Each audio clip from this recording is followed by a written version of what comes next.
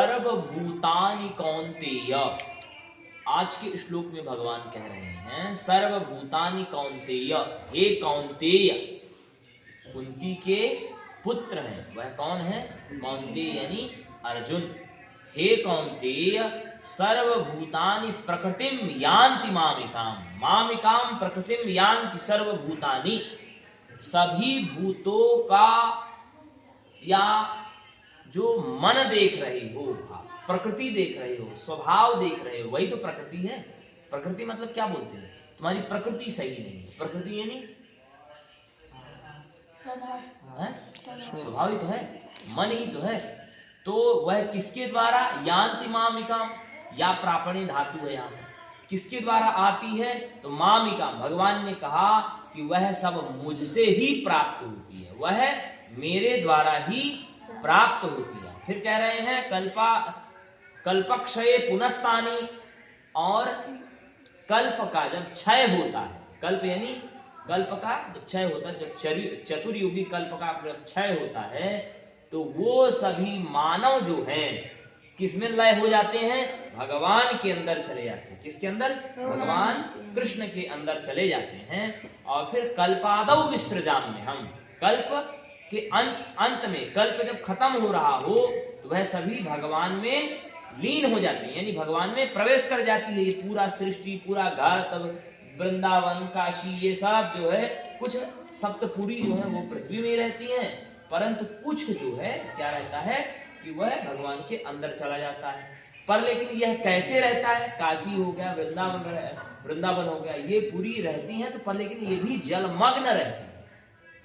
जैसे देखते हैं ना, समुद्र में एक पहाड़ अगर उभरा हुआ हो तो उसमें उसके ऊपर जल हो जाए, ठीक उसी प्रकार से संपूर्ण ये जो वृंदावन है या काशी है या कांची है, ये सभी जो नगरी है, ये कल्प के टाइम पर जब सृष्टि जब खत्म होती है, जब संपूर्ण सृष्टि में जब जल आ जाता है, तो यह पर्वत के समान उसी तरह से स्थित रहती हैं, परंतु उसमें जल भरा है। फिर कह रहे हैं कल्पादौ विसृजाम में, कल्प आदौ, कल्प के आदि में, कल्प के आदि में, विसृजाम में, हम विशिष्ट रूप से मैं क्या करता हूं? सृजन करता हूं। क्या करता हूं? सृजन करता हूं। ठीक है, किसको बनाते हैं भगवान? भगवान हमें और आपको बनाते हैं। किसको बनाते हैं? हमें और आपको बनाते हैं। अब तुम्हारे दिमाग में यह आ रहा होगा, सृजन करने वाले ब्रह्मा जी हैं। ब्रह्मा जी किससे उत्पन्न हुए? भगवान विष्णु से, ठीक है ना। और भगवान विष्णु में ही क्या है?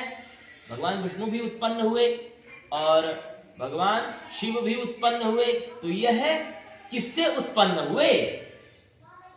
किससे उत्पन्न हुए? है? पता है? नहीं पता ना? एक वेद का मंत्र है, हिरण्यगर्भः समवर्तताग्रे। हिरण्य मतलब सोना, हिरण्य मतलब सोना, गर्भ यानी अंडाकार, गर्भ यानी अंडाकार। एक तेज है, एक बहुत बड़ा तेज है, और उस तेज से अगर आप 3 आदमी निकाल लो तो उस व्यक्ति का तेज कम होगा? वही क्या है? वो जो तेज है वही क्या है? परमात्मा है। वही क्या है? तेज, परमात्मा। उसी परमात्मा से ब्रह्मा, विष्णु, महेश निकलते हैं क्या? तीनों एक ही हैं। तीनों क्या है? तीनों एक ही शक्ति हैं। ब्रह्मा जी ने क्या किया? सृजन किया। विष्णु जी ने क्या किया? पालन किया। पर एक बात बताओ, मृत्यु तुम्हारा पालन कर सकती है? मृत्यु पालन कर सकती है? कर सकती है? बताओ। मृत्यु का स्वभाव है, पालन करना स्वभाव है? मृत्यु का क्या जानती? केवल मारना जानती है। कल्याण कौन कर सकता है? भगवान विष्णु ही कर सकते हैं।